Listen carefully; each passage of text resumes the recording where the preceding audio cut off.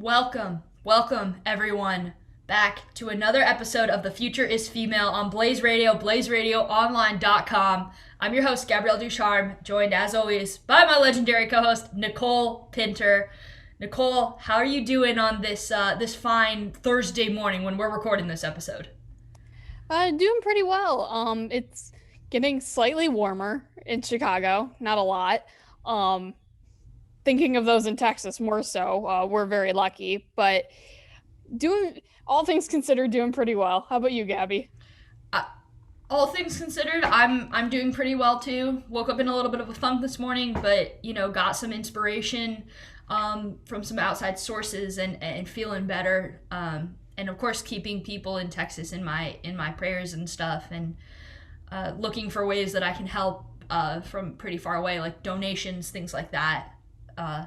Transitioning though, of course, we have a really big show today. We have a lot we have to get to, from the NFL to the WNBA to the NBA to NCAA basketball and March Madness soon approaching, to even a little bit of NASCAR, and of course the queens of tennis dominating on the court. We've got a lot to get to in a very short time, so let's jump right in. NFL free agency and trades. A lot of chatter, not much has happened yet, but a lot of chatter is occurring. Nicole, what the heck is going on with the Houston Texans? What's going on with the Philadelphia Eagles? What is going on with the NFL? I've never seen an off-season with this much upheaval. Yeah, it's been, I think, a very long time since the NFL has seen this kind of free agency buzz and trade buzz and QB carousel possibilities. Dak is likely to get franchise tagged again. He's not going to like that. Deshaun is still a Houston Texan. Houston is remaining firm that they will not trade him. So what's going to happen there? Carson Wentz. It sounds like the Bears might be out on him, but I'm not going to believe that super quickly. And then J.J. Watt obviously is on the market, and he tweeted yesterday, I think it was, that free agency is wild. So I don't know what's happening. He has a possibility of going with his brothers to Pittsburgh. Going to Cleveland would be seen as betrayal because his brothers are Steelers, of course. But right. I think it's a very real possibility. I think that's actually a good place for him. But let's go back and start with Dak, because I think this conversation could end very quickly, as in he'll just get franchise tagged and won't like it, and then they'll keep trying to work on deals. I think it will be very similar to what happened last year, in all honesty. And he took a bet on himself last year, and unfortunately it didn't work out because of that freak injury. But yeah, like I said, this conversation could be over very quickly. Franchise tagged, move on. I highly doubt he goes anywhere this year. My question is, would he have a long-term deal on the table right now if he wasn't injured? Like, if that injury hadn't happened, would they have still worked out a deal, or would we still be in the same position we were in a year ago when he was fully healthy? I wish that was an easy answer, because I honestly don't know. You would think, right? Like, you would think. But, I mean, you can say what you want about Dak asking for maybe more money than he's worth. But, I mean, think of the highest paid QBs in the NFL. Like, Matt Ryan hasn't been super impressive, and he's one of the highest paid. The highest paid QBs don't make the playoffs, like, most of the time. Like, Aaron Rodgers was, like, one of the 5 highest QBs to actually make the playoffs. So he can... And as valuable as he is to that franchise, he absolutely can ask for more money. But I honestly don't know if that injury hadn't happened and he had been healthy and they had still gone like at 6-10 or something, because I think he masked a lot of their problems. Yeah. I don't know, because Jerry Jones is such a stick in the mud. Well, the thing of Jerry Jones being a stick in the mud, I don't think we'd be in a different position whether he was healthy or injured right now. Like, even if he was healthy, I think they would probably still have franchise tagged him, because that's what they did a year ago.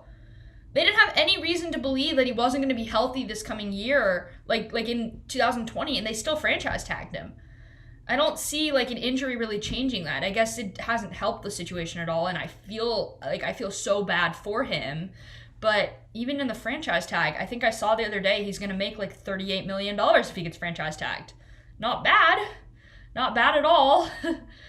I want to make $38 million. I think I'll make like $300 this week, but like that's still not That's more than I'm bad. making this week.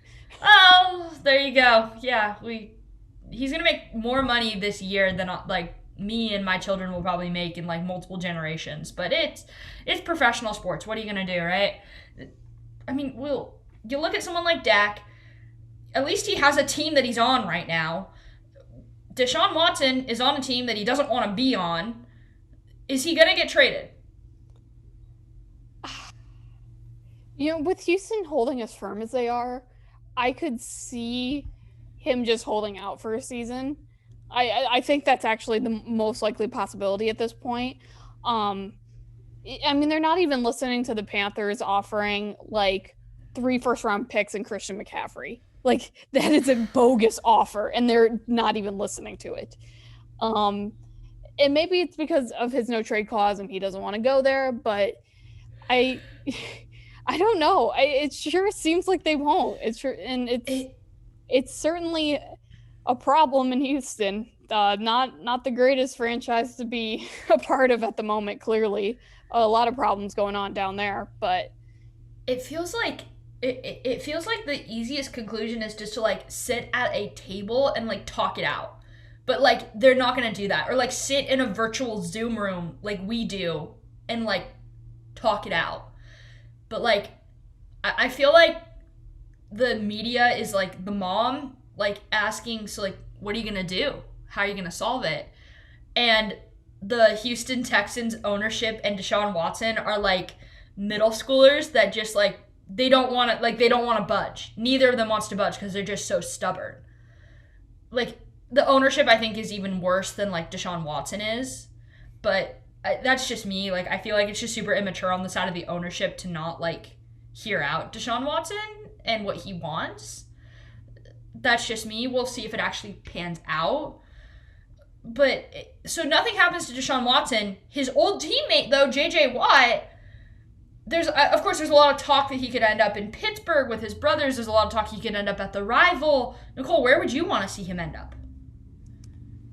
well, you know where I'd want to see him end up. But actually, I don't.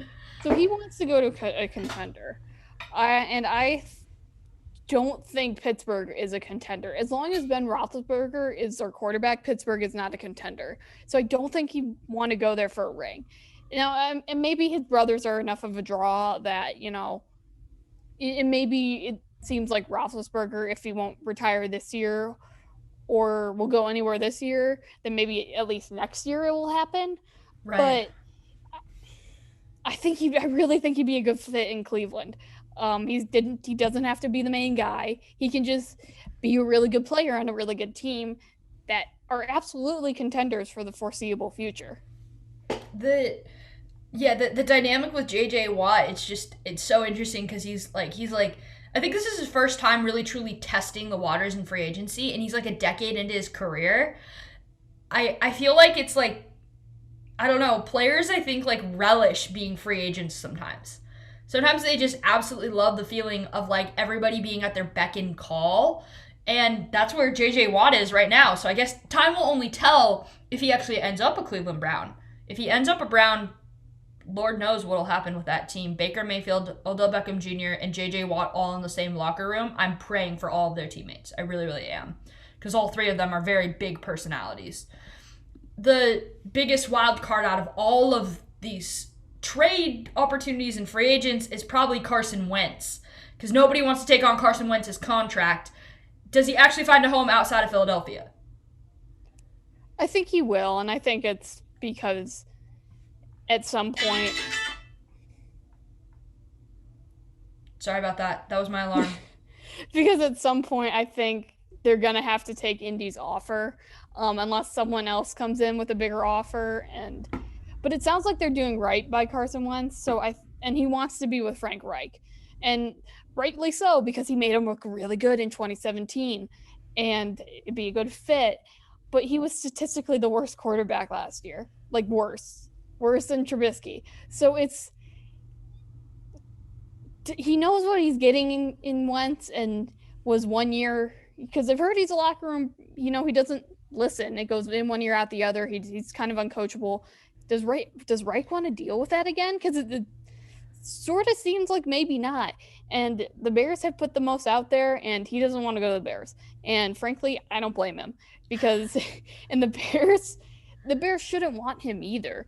I mean, I would take Trubisky over Wentz any day, and I think, well, even this week, I forget who said it, but um, Daniel Greenberg had tweeted it out that Chicago thinks they can mechanically fix Carson Wentz, which just makes me wonder what quarterback have they mechanically fixed in the past, I don't know, since their franchise began. Because I couldn't tell you. Like, why?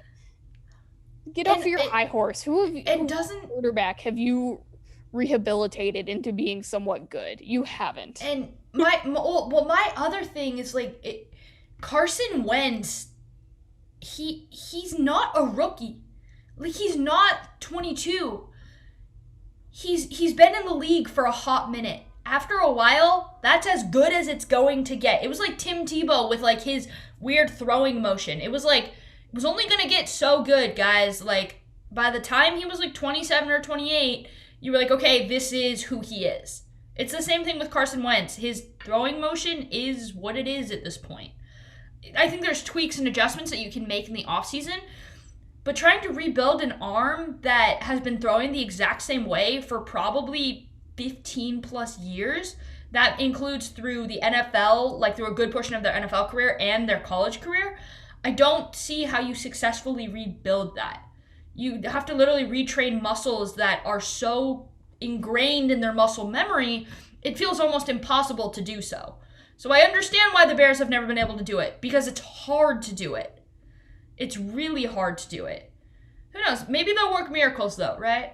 Maybe they will actually work a miracle. I don't see it though. I don't see it. I don't see working a miracle on a quarterback that literally can't stay healthy, which I feel bad for him that he can't stay healthy, because it's essentially running his career into the ground right now, and it's not really in his control. But I don't know. We'll see. Nicole, if there's like one thing that you think will come out of all of this mayhem, if there's one guarantee, what do you think that one guarantee might be across all of these free agents and all these trade scenarios? What's one thing that you think will actually happen? Carson Wentz won't be an Eagle. I think that's the one guarantee I can make to you. And the Eagles will have a new starting quarterback, and Jalen Hurts probably.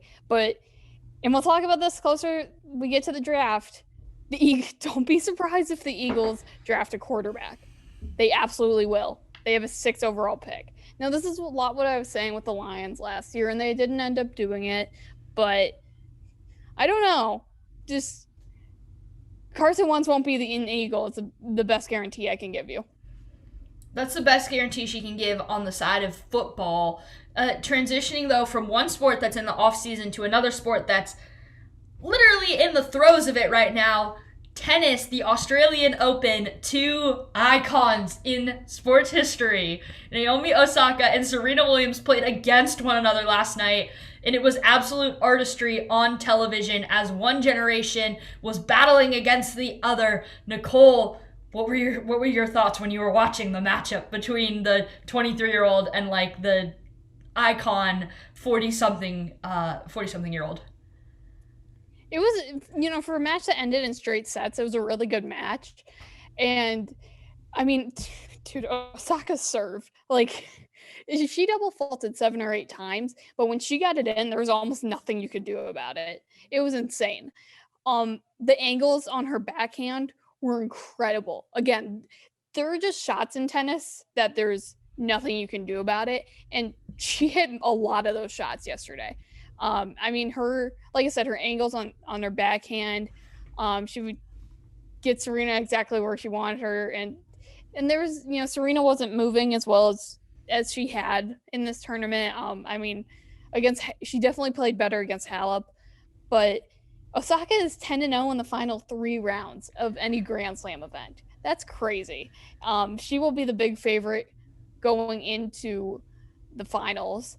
So, I mean, it was just all around a good match between Osaka and Williams, who are good friends, and Osaka has looked up to Williams for a long time. So it's really cool whenever they get to play, and they don't disappoint. And Osaka won 6-3, 6-4 Serena had gone up, I think, 2-0. She had the chance to go 3-0, and then Osaka kind of just took over from there. But it was a good match, and fans were back in the Aussie Open. They were definitely on Serena's side, but I don't think anyone's mad that Osaka won. I saw someone on Twitter last night, like, they posted 2 memes, and it was like, my reaction when Serena loses versus my reaction when Naomi wins. And one was like really sad, and then the other was like really happy and excited and shocked. And people, it felt like on Twitter at least, were so conflicted after the match because they were like, I love Naomi Osaka, but I also love the queen of tennis herself, Serena Williams. And I don't know whether to root for the next generation to take over or to root for the long-lasting legacy of Serena to continue. And I thought that was an utterly fascinating dynamic on the internet, because what we're witnessing right now is, well, what I see we're witnessing is the passing of the torch from one generation to the other. That's what many people see it as. Serena Williams might have other things to say about that because she's just the best of the best. So I enjoyed the banter on Twitter, going back and forth between the two athletes, and like people were either like Team Serena or like Team Naomi. I felt like I was back in like the Twilight era, Team Jacob or Team Edward. Who are you gonna root for? Which was really kind of funny. But I mean the dominance on court. Naomi Osaka is only like 23 years old. She's barely scratching the surface of the greatness that she might display one day. My question, of course, does she win the Aussie Open? I think she does. And after seeing the way, like, that was the most focus I've seen Osaka all tournament was against Williams. I mean, she looks up to Williams a lot, and she didn't even look at her when they would change sides. Like, she wouldn't look at her, like she was completely in the zone, and I don't think that changes. But she plays American Jen Brady, who beat Machova 6-4, 3-6, 6-4. She'll be a big underdog, but she, this isn't her first time being around the finals, so it should be good. But Osaka, I think, could take this in 3 sets, but I would not be surprised if Brady got it to a third set or even had her on the ropes. It should be a good fight. Isn't that the reason why we say that's why we play the game, right? Because even if you're an underdog, that's why we still play. That's why everybody loves March Madness so much. So maybe we'll see like a quote-unquote bracket busting moment in the Aussie Open, in the next Aussie Open match, which would be pretty darn exciting if you ask me. I don't want to root against Osaka, but at the same time, I love rooting for the underdog. So Jen Brady has a new person rooting for them in me, I think. Transitioning off of tennis back into basketball, another league that's actually in the offseason right now, the WNBA, as free agency in the NFL continues to rush on, so too it does in the WNBA. The Los Angeles Sparks just signed Amanda Zahibi, the former number 2 overall pick in the 2015 WNBA draft. For people who don't know who she is, she's 6'5". She looks like she's about the sweetest person on planet Earth. I tuned into her press conference when she was introduced, and all she kept talking about was like, she kept talking about everybody else. Like, she refused to talk about herself. And like a lot of times when you have a big free agency signing like that, the person wants to talk about themselves. But she just kind of kept talking about, like, everybody else that she's excited to play with on the team, which I thought was really sweet and wholesome, because I feel like we don't see a lot of that in professional sports. But on the court, Zahibi is anything but sweet and wholesome. She's aggressive. She's strong. She's big. She's like the very typical like old-fashioned post that you were used to seeing like in the NBA back in the day, where you can throw it into her and she can just dominate you at all ends. Like, she can just turn around and do a really typical drop step and out-muscle you right to the rim. So I think she's going to be a really great addition. She's kind of replacing Candace Parker. I don't think you really can really replace Candace Parker, just because of the success that Parker has had on court. She's a future Hall of Famer. As much respect as I have for Zahibi, she's not a future Hall of Famer. But going back to the Candace Parker thing, it was actually reported within the last few weeks that Candace Parker did consult Dwayne Wade and Kevin Garnett on her decision to leave to leave the Los Angeles Sparks. She also consulted LeBron James in that process too, because all of those athletes have had some kind of experience with being in the free agency market and choosing to go back to their hometown team and making that really big transition, even when the country was essentially saying, don't do that. Like, don't do it. But at the end of the day, you have to make your own decisions, and Parker did end up making her own decision. But, I mean, Nicole, what do you think that says about the fact that this WNBA star was consulting, NBA Hall of Famers, superstars, to make a big life decision like she made? Well, I think like you said, it's because they ended up going back home and fighting for a title back in their hometown, and I think it's always sort of bittersweet for athletes to do, and if they do even get the opportunity to go back home. So I think it's really cool that she talked to people that went through the same experience and got the advice she needed as far as like, is this the right decision? Is going home like the right decision right now? And it was. Yeah, it absolutely was the right decision for her, like, in the moment. And I have a lot of respect for her for the fact that she made the call that she did, just because it's really difficult to make a decision like that. It's really difficult to leave behind something that you've built up that's essentially been like the LA Sparks have been like her baby for the last 13 plus years. So I give her a lot of credit for the decision that she made. It's by far it's one of the biggest free agency moves this year and probably in the history of the league. So it should be fun to see what she actually does in a Chicago Sky uniform. I'm excited to see how she adapts to being on such a talented team. Transitioning from the WNBA to the collegiate ranks, men's basketball and women's, they're both coming up on conference play and March Madness and things like that. Shockingly, I don't know how we got to this point, but we are almost at that point because we're in the middle of February right now. One college basketball player from Duke men's basketball has now opted out of the rest of the season because he is a one-and-done prospect. He's expected to be a top 5 pick. He's now opted out of the rest of the season. Nicole, what were your thoughts when you saw that announcement? Yeah, so for anyone who isn't aware of this, so Duke's Jalen Johnson, like you said, he opted out of the season. And he's getting a lot of heat for this, and I think unwarranted heat, with many saying he's quitting. I don't think he's quitting. He's making the best decision for his future. As an unpaid student athlete under the NCAA, he has every right to do that because this is about his future and making money. And are we really going to judge anyone's decision during a pandemic too? Like, there's so many things that went into this, and everyone's like, oh, he's quitting on his team, and it's like, you don't think he talked to those guys first? You don't think those guys would maybe thinking the same thing? He's just a top 5 prospect. I think it's dumb. Anytime we talk about collegiate athletes' decisions to transfer, to do whatever, because at the end of the day, they have to do what's best for them. And he did what's best for him, and he has every right to do that. And the NCAA can't exploit him anymore. So good for him. The narrative surrounding this story is that he quit and that he gave up. But just 2 months ago, the Duke women's basketball team shut down for the season. The entire team shut down, not just one player. The whole team shut down. It wasn't nearly as talked about as this is being talked about. Not at the national level like this news is being talked about. The narrative here is that this player quit and he let his team down.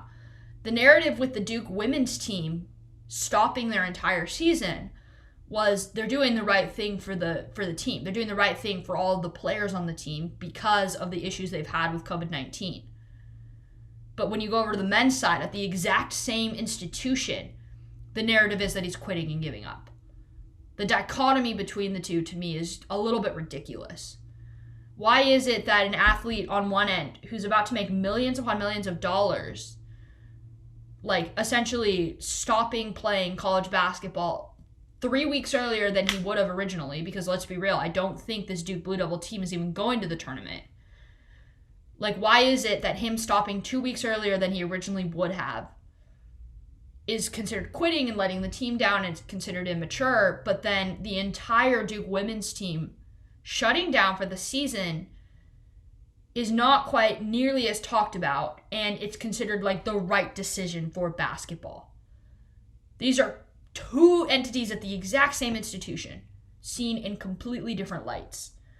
I don't understand it. I don't think I ever will. I think the best thing you could chalk it up to is the fact that that men's team is making a lot of money for the institution, and that player is making a lot of money for Duke men's basketball. That women's team isn't making quite as much money for the institution, so thus they're seen in completely different lights, which brings me to another piece of like future goals that I have for collegiate athletics, which I will get to in a little bit.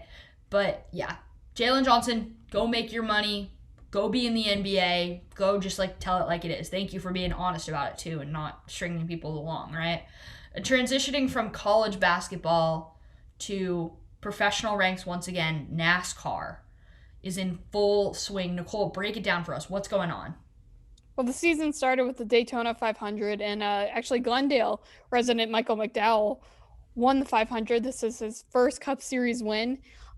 He was 100 to 1 odds, so if you bet on him, congrats on your new yacht. Because you got a lot of money. Congrats on your new yacht. You got a lot of money for doing so. Thursday, so the day we're recording this, marks 20 years since we lost Dale Earnhardt Sr. in a last lap crash at Daytona. There was a third lap salute to him at the Daytona 500. Sunday also marked 1 year since Ryan Newman's horrific last lap crash that he miraculously a few weeks later walked away from.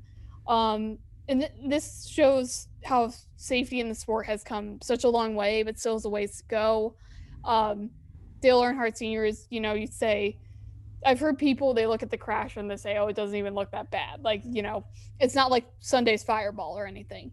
But what happens is, and then this is as close to common knowledge as you can get, but you're going 200 miles per hour roughly in a car and you just hit a dead stop. So it's basically, to put it in layman's terms, it's severe whiplash.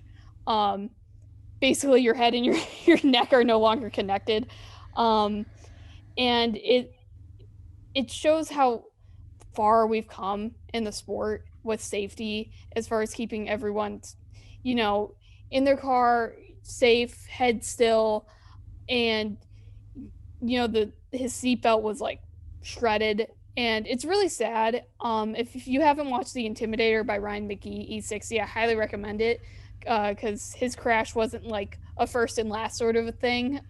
There were many NASCAR drivers who sadly passed away in crashes in the 90s. Ugh. So, and the fact that everyone was able to walk away from Sunday's Fireball crash at the end shows how far safety has come in the sport. It still has a long way to go, but rest in peace, Dale Earnhardt. And that's that. NASCAR season is underway, full swing. There you go. NASCAR season is in full swing. And to end off today's show, I have a future fantasy. My future fantasy is quite simple. Advertising and signage needs to stop promoting leagues, women's leagues and men's leagues, as the league for men's and then the women's league. The NBA and the WNBA. There's a W on the beginning. The Final Four and the Women's Final Four. The NHL and the NWHL. The MLS and the NWLS. In every single one of those circumstances I described, there has to be a W on the name to show that it's the women's league. But on the men's side, there doesn't have to be an M. There doesn't have to be any signifier saying that's the men's league. If we want to continue stretching for equality in sport, we need to change the way that we advertise the leagues. Take the W off, or put the M on the men's leagues. MLB should be MMLB. NBA should be MNBA, Men's National Basketball. Women's National Basketball. Final Four should either be Women's Final Four and Men's Final Four, or just Final Four across the board. There's no differentiator between the two. If you continue doing advertising the way that you're doing it right now, you're promoting a culture of differentiating the two sides. But if you do advertising in a way that puts it at an equal playing field, where you have the men and the women signified, or you just have the name of the league and that's it, all of a sudden the conversation starts to shift. It's a two-way street where the way that you promote the leagues tells people how to think about the leagues. There's a reason why the NBA and the WNBA are on different totem poles, why the WNBA is considered a stepping stone, to get into the NBA as a coach or a referee or anything like that. It's in part because of how the leagues are named. Why do we have to signify the WNBA is women's basketball? Why don't we have to signify that the NBA is men's basketball? It's a far out dream. It's a very far out dream. Right now, I don't see it happening, unfortunately. But in the future, somebody's not going to have to look at the WNBA and then see the name NBA and be able to assume that the two sides are different. One day, that's going to be called the MNBA, that's going to be called the WNBA, and you're going to be able to tell the difference between the two. But you're not going to be able to see, an actual level of respect between the two difference. Because both sides are going to be respected the same way at some point. It's not going to happen right now, unfortunately. I wish I could just snap my finger and have it happen, but unfortunately it's not going to. So that's my future fantasy for this week, changing the signage on names for leagues, changing the logoing and the branding on the names for leagues, changing the name of the league, period. The name of the event, period. So that there's an equal playing field between men's and women's sports. That's it for my future fantasy this week. And of course, that's it for the Future is Female this week. For my co-host, Nicole Pinter, you got anything else, Nicole, before we end off? To everything you said, hard agree. And hopefully we'll get there one day, even if it's past our time. Even if it's past our time. To the next generation, hopefully one day we will be there. Of course, for Nicole Pinter, I'm Gabby Ducharme. Thank you so much for joining us this week on The Future is Female. Until next time, we will see you all again. Please stay happy, stay healthy, and most importantly, stay safe. Signing off on Blaze Radio, blazeradioonline.com.